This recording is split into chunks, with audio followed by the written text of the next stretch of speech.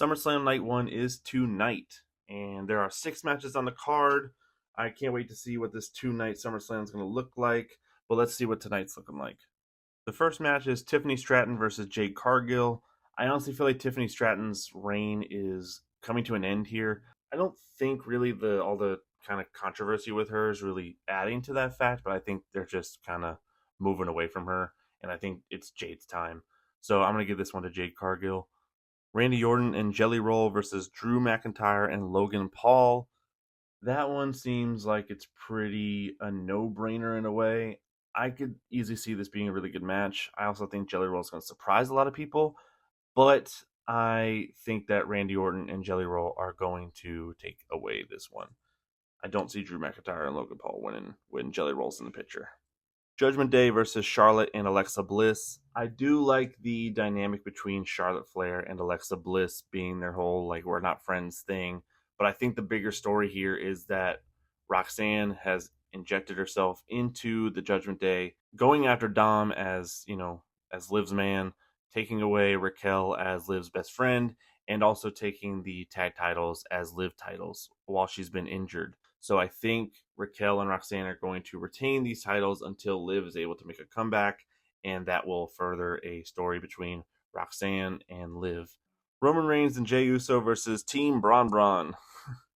Though Roman and Jey are a family and they've been working together for a long time, I do feel like there might be some sort of either rust or disconnect between the two.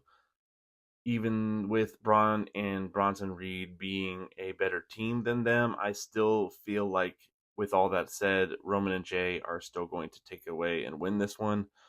I just feel like they're going to see this tag team a little more now because we have both of them in the spotlight.